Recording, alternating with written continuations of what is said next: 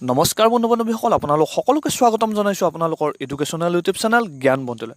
বন্ধু-বান্ধৱীসকল, আজি আমাৰ বাবে এটা ভাল লগা কথা আছে কি আমি এনেকুৱা এটা টপিকৰ ওপৰত আলোচনা কৰিবলৈ গৈ আছোঁ। সেই টপিকটো হ'ল ৰাম মন্দিৰ আৰু অযোধ্যাৰ বিষয়ে আমি আলোচনা কৰিবলৈ গৈ আছোঁ, ৰাম জন্মভূমিৰ বিষয়ে। অতিকে ভাল লগা কথা আৰু অতিকে ভাল লগা দিন, কাৰণ কিয় ইমান দিনে চলি অহা এটা বিবাদ, ৰাম মন্দিৰলৈ যিটো বিবাদ চলি আহিছিলে ইমান বছৰে, আজি সেই দিনটোৰ অন্তিম দিন আছিল আৰু আজি ফাইনেল ডিচিশ্যনটো আহি পৰিছিল। গতিকে আমি ভিডিঅ'টোত এইখিনিকে আলোচনা কৰিবলৈ গৈ আছোঁ যে ৰাম মন্দিৰ বিবাদটো কিয় হ'ল, ৰাম জন্মভূমিৰ কাৰণে বিবাদ কিয় হ'ল, সেইখিনি আলোচনা কৰিম আৰু শেষত ফাইনেল ডিচিশ্যনটো কি হ'লগৈ সেইখিনি আমি আলোচনা কৰিম আপোনালোকৰ আগত। আৰু আপোনালোকে ভিডিঅ'টো চোৱাৰ আগত এটা লাইক কৰি দিব আৰু কমেণ্ট কৰি দিব, আৰু মোৰ ছাবস্ক্ৰাইবাৰ একেবাৰে কম, আপোনালোকে ছাবস্ক্ৰাইব কৰি অকণমান সহায় কৰি দিব।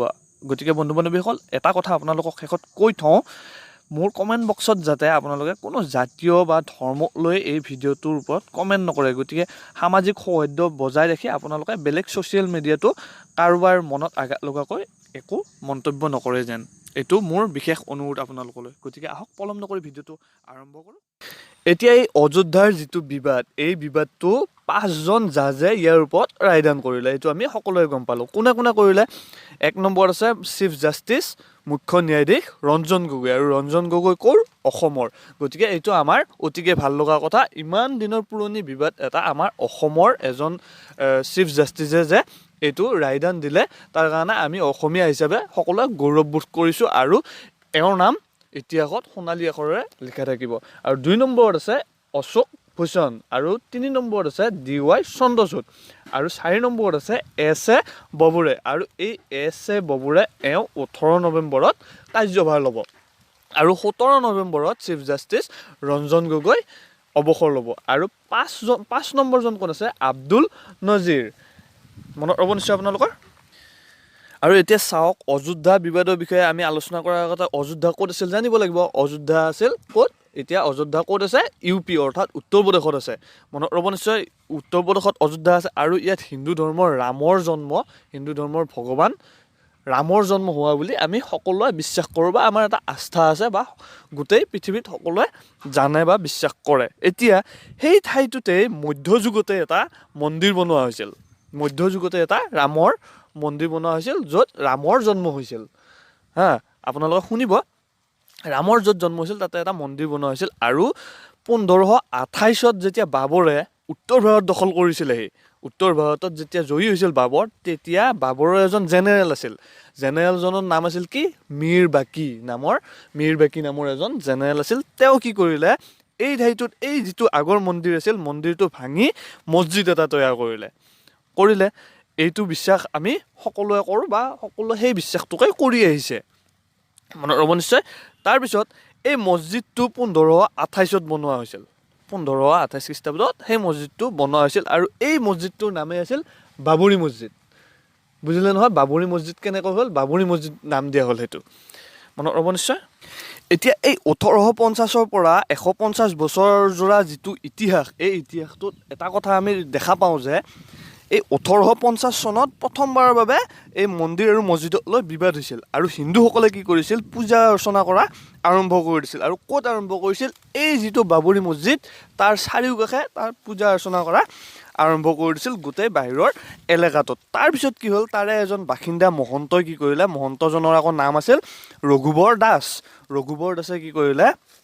1885 চনত ইংৰাজৰ কোৰ্টত, অৰ্থাৎ তেতিয়া ফেজাবাদৰ এই ডিষ্ট্ৰিক্ট কোৰ্টত এটা অনুৰোধ কৰিলে, যে মানে এইটোৱে ক'লে যে তাতে এটা ষ্ট্ৰাকচাৰ বনাব লাগে, আৰু তাত পাৰ্মিশ্যন দিব লাগে, যে হেৰি কৰিব, হিন্দুসকলক এটা ষ্ট্ৰাকচাৰ বনাবলৈ পাৰ্মিশ্যন এটা দিব লাগে। এনেকৈ মানে তেওঁ কোৰ্টত আপিল কৰিলে। তাৰপিছত কি হ'ল? 1949 চনত যেতিয়া ভাৰত স্বাধীন হোৱাৰ পিছত কি হ'ল? ডিচেম্বৰত এটা আকৌ ঘটনা হ'ল। কিছুমান তাৰে বাসিন্দাই কি কৰিলে? ৰাম ভগৱান আৰু সীতামাৰ মূৰ্তিটো গোটেই ইয়াৰ পৰা নি ভিতৰত সোমাই দিলে। তেওঁলোকে ভিতৰত সোমাই সীতা মাতা আৰু ৰাম ভগৱানৰ মূৰ্তিটো মছজিদৰ ভিতৰত বহাই দিলে। এতিয়াতো এইটো ডাঙৰ কথা হৈ গ'ল, আৰু তেতিয়াৰ পৰাই কি হ'ল? কোৰ্ট কেছবিলাক আৰম্ভ হৈ গ'ল। তাৰপিছত কি হ'ল? 1950 চনত কি হ'ল? গোপাল সিং বিশাৰদ নামৰ এজন অযোধ্যাৰ মানুহে কি কৰিলে? প্ৰথমবাৰৰ বাবে কোৰ্টত আপিল কৰিলে, যে যি ঠাইত মূৰ্তিটো আছে, অৰ্থাৎ ভিতৰত মূৰ্তিটো আছে, গতিকে মূৰ্তিটোত পূজা অৰ্চনা কৰিবলৈ পাৰ্মিশ্যন দিব লাগে। আৰু মানে সেনেকৈ তেওঁ আপিল কৰিলে। তেতিয়া কি হ'ল, কোৰ্টে এইবোৰ কথা সকলো ৰিজেক্ট কৰি দিলে, বোলে এইটো নহ'ব, তাতে তালা লগাই দিয়া হ'ব।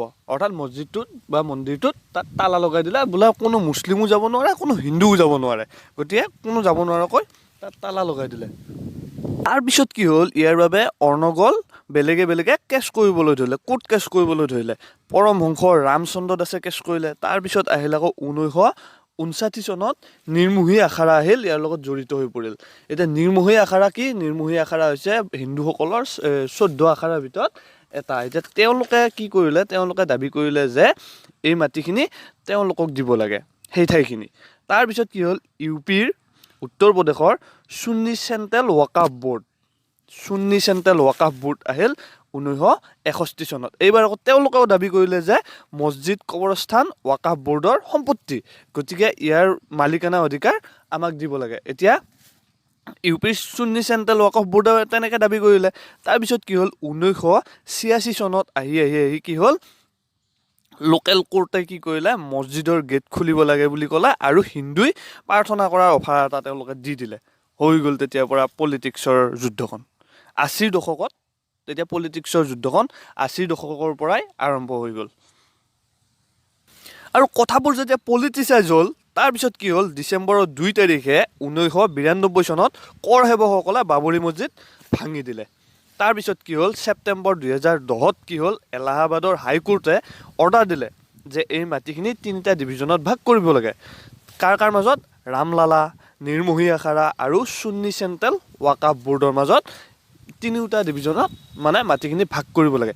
এই যিটো ডিচিশ্যন দিলে, এই ডিচিশ্যনটোত এই 3টা পাৰ্টি, ৰামলালা, নিৰ্মোহী আখাৰা আৰু সুন্নী চেণ্ট্ৰেল ৱাকাফ বৰ্ড, তেওঁলোক কিন্তু কোনো এটা পাৰ্টীয়ে সন্তুষ্ট হোৱা নাছিল। আৰু গোটেইকেইটা পাৰ্টি কি কৰিলে, সুপ্ৰিম কোৰ্ট পালেগৈ। আৰু সুপ্ৰিম কোৰ্টে অৱশেষত হিয়াৰিং কৰিলে 2019 চনত। 5জন জাজ বেঞ্চৰ দ্বাৰা ইয়াৰ হিয়াৰিং আৰম্ভ হৈ গ'ল। এতিয়া আচল বিবাদটোনো কি? আচল বিবাদটো কি আছিল? না ধৰ্মৰ বিবাদ আছিল, না আস্থাৰ বিবাদ আছিল। ইয়াত আচল বিবাদটো হ'ল, মই কোৰ্ট কেছটোৰ কথা কৈছোঁ, সেইটো হৈছে যে টাইটল চুইট, অৰ্থাৎ মাটিৰ মালিক কোন, মাটিৰ মালিকানা অধিকাৰ কাৰ।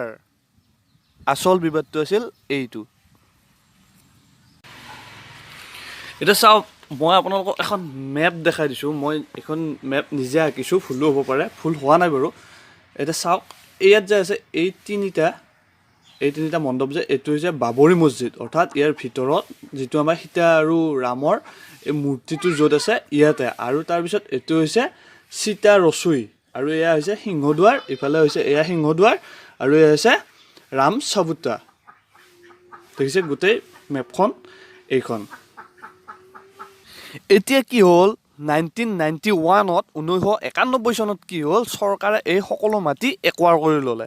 চৰকাৰে কি ক'লে যে গোটেই মাটিখিনি তেওঁলোকৰ টোটেল, তাত কিমান মাটি আছিল, 67 একৰ মাটি তেওঁলোকে চৰকাৰে একোৱাৰ কৰি ল'লে। আৰু ইয়াৰ মেইন ডিছপুটেড ছাইটটোত আছে 2.77 একৰ মাটি। ইয়াৰে আকৌ 0.3 একৰহে একজেক্টলি ষ্ট্ৰাকচাৰ থকা এৰিয়াটো আছিল। আৰু এইখিনি কি কৰিলে, চৰকাৰে একোৱাৰ কৰি ক'লে যে এইখিনি বৰ্তমান ৰাম জন্মভূমিৰ ন্যাসক চোৱা চিতাৰ বাবেহে দায়িত্ব দিয়া হ'ব। কিন্তু ইয়াত একো ষ্ট্ৰাকচাৰ বা কনষ্ট্ৰাকশ্যন একো কৰিব নোৱাৰিব, যেতিয়ালৈ কোৰ্টে ৰায় নিদিয়ে। এতিয়া চাওক, এতিয়া কি হ'ল, এতিয়া এলাহাবাদ হাইকোৰ্টে কি ৰায় দিলে, ইয়াৰ যিটো এইটো যে চেণ্ট্ৰেল চাইনটো, এইটো কি হ'ল, মূল যিটো বিগ্ৰহ থকা, অৰ্থাৎ আইডল থকা যিটো ঠাইটো, সেইটো দিলে ৰামলালাক। আৰু নিৰ্মোহী আখাৰাক কি দিলে, এইটো ৰাম চাবুতা আৰু সীতা ৰচুই, এইটো কাক দিলে, নিৰ্মোহী আখাৰাক দিলে। এতিয়া এই যিবোৰ বাকী যিখিনি মাটি ৰ'ল, সেইখিনি দিলে কাক, চেণ্ট্ৰেল ৱাকাফ বৰ্ডক দি দিলে। এতিয়া এটা বস্তু চাওক আপোনালোকে, এই ৰাম চাবুতা আৰু সীতা ৰচুইটো ক'ত আছে? এয়া বাহিৰত আছে। আৰু মেইন আইডল থকা জেগাটো ক'ত আছে? ভিতৰত আছে। আৰু বাকী জেগাখিনি কাৰ? এইখিনি হ'ল সুন্নী ৱাকাফ বৰ্ডৰ। গতিকে এতিয়া ইয়াত ষ্ট্ৰাকচাৰ বা কনষ্ট্ৰাকশ্যন কেনেকৈ কৰিব? এইখিনি মাটি হ'ল চেণ্ট্ৰেল ৱাকাফ বৰ্ডৰ, তো এতিয়া ভিতৰতো কোনো কাৰণতে কনষ্ট্ৰাকশ্যন কৰিব নোৱাৰি। তাতে অলপমান জাৰ্জো কনফিউজ আছিল। তো তেতিয়া এটা কাম কৰিলে, কি কৰিলে, যে এটা তেওঁলোকৰ ৰায় দিলে, বোলে ষ্ট্ৰাকচাৰ কৰিবৰ কাৰণে বা এই কনষ্ট্ৰাকশ্যন কৰিবৰ কাৰণে ইজনে সিজনক বাট মুকলি কৰি দিব লাগিব, অৰ্থাৎ বাট দিব লাগিব অহা যোৱা কৰিবৰ কাৰণে। একোনাও কাৰো ৰাস্তাত বাধা দিব নোৱাৰে আৰু এই শুনানিত কোনো সন্তুষ্ট নাছিল সকলো পাৰ্টিয়ে কি কৰিলে তিনিওটা পাৰ্টিয়ে সুপ্ৰিম কোৰ্ট গ'ল সকলোৱে আপিল কৰিলে আৰু 8 বছৰ লাগিল সুপ্ৰিম কোৰ্টত হিয়াৰিং আৰম্ভ কৰিবলৈ কিবা কিবি কাৰণত পিছুৱাই থাকিল এইকাৰণে 8 বছৰ লাগিল আৰু 2019 জানুৱাৰীত যেতিয়া চিফ জাষ্টিছ ৰঞ্জন গগৈ আহিল তেতিয়া 5 জাজ বেঞ্চ ঘোষণা কৰিলে আৰু ছেপ্টেম্বৰৰ পৰা কণ্টিনিউৱাছলি 40 দিন হিয়াৰিং হ'ল আৰু 16 অক্টোবৰত 2019ত হিয়াৰিং পুৰা হৈ গ'ল কনক্লুড হৈ গ'ল এতিয়া শেষত সুপ্ৰিম কোৰ্টৰ অৰ্ডাৰ কি আহিল এই নিৰ্মোহী আখাৰাৰ যিটো ক্লেম আছিল সেইটো ডিছমিছ কৰা হ'ল একদম পুৰা ডিছমিছ কৰা হ'ল আৰু এটা ক্লেম আছিল কি চিয়া ৱাকফ বোৰ্ডৰ এটা ক্লেম আছিল সেইটোও ডিছমিছ কৰা হ'ল এতিয়া চিয়া ৱাকফ বোৰ্ডটো আকৌ কি আছিল এই মই প্ৰথমতে যে ক'লোঁ মীৰ বাকি চিয়া আছিল তেওঁলোকে সেইবাবে তেওঁলোকে এটা কেছ কৰিছিল যে মীৰ বাকি চিয়া আছিল সেইবাবে তেওঁলোকক মাটিখিনি তেওঁলোকক দিব লাগে সেইটো ক্লেম কেনচেল কৰা হ'ল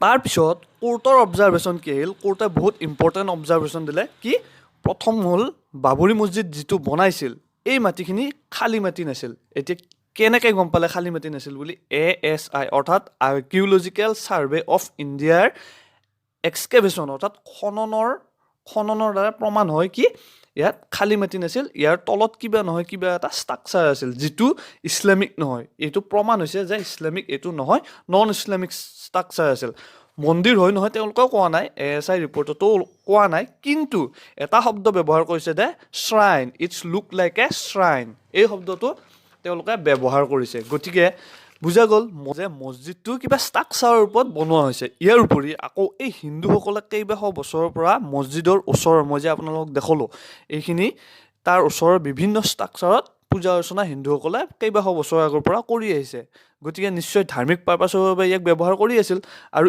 ইয়াৰ পৰা বুজা গ'ল কি ইয়াত কিবা নহয় কিবা এটা ধাৰ্মিক আস্থা নিশ্চয় আছে বা এতিয়াও আছে বাৰু বাকী যি নহওক এতিয়া আচল কথাটোলৈ আহোঁ অৰ্থাৎ কোনটো কথা ডিছপুটেড ছাইটটো যিটো ডিছপুটেড ছাইট আছিল সেইটো কাক দিব এতিয়া টাইটল অৰ্থাৎ মালিকানা অধিকাৰটো কাক দিয়া হ'ল ৰামলালা বিৰাজমানক দিয়া হ'ল 2 নম্বৰতে আৰু যি ডিছপুটেড ছাইট আছিল এইটো চলাবৰ বাবে দিয়া হ'ল ৰাম জন্মভূমিৰ ন্যাসক আৰু চৰকাৰকো এটা কথা কোৱা হয় যে 3 মাহৰ ভিতৰত এটা ট্ৰাষ্ট বনাব লাগে কৰিব লাগে আৰু মন্দিৰৰ কনষ্ট্ৰাকশ্যনৰ বাবে এই ট্ৰাষ্টে কাম কৰিব আৰু যি মুছলিম পক্ষ আছিল তেওঁলোকক মছজিদ বনাবলৈ অযোধ্যাতে অকণমান বেলেগ ঠাইত 5 একৰৰ প্ৰমিনেণ্ট লেণ্ড তেওঁলোকক দিয়া হ'ল তেওঁলোকক দিলে গতিকে গোটেই বিবাদটো আছিল মাটিৰ বিবাদ ইয়াত কোনো ধৰ্ম বা কোনো আস্থাৰ বিবাদ নহয় এইটো কেৱল মাটিৰ বিবাদ আৰু কেৱল মাটিৰে বিবাদ আছিল আৰু এইটো আছিল ইমান বছৰ বিবাদৰ ৰায়ৰ ফল গতিকে সুন্দৰভাৱে এক ঐতিহাসিক ন্যায় পৃথিৱীৰ আগত দিয়াৰ বাবে আমি অসমীয়া হিচাপে চিফ জাষ্টিছ ৰঞ্জন গগৈদেৱক আমি আন্তৰিক ধন্যবাদ জ্ঞাপন কৰিছোঁ ইতিহাসত সোণালী আখৰেৰে লিখাই থাকক আপোনাৰ নাম গতিকে বন্ধু বান্ধৱীসকল আজি ভিডিঅ'টো ইমানেই আছিল আপোনালোকে যদি ভাল পাইছে তেনেহ'লে এটা লাইক কৰিব আৰু শ্বেয়াৰ কৰি দিব বেয়া যদি পাইছে কমেণ্ট কৰিও জনাব আৰু মোৰ ছাবস্ক্ৰাইবাৰ একেবাৰে কম আপোনালোকে অকণমান ছাবস্ক্ৰাইব কৰি পেলাই মোক অকণমান হেল্প কৰিব যাতে আগলৈ আৰু ভিডিঅ' বনাবলৈ আমি সাহস পাওঁ ধন্যবাদ জয় হিন্দ জয় আই অসম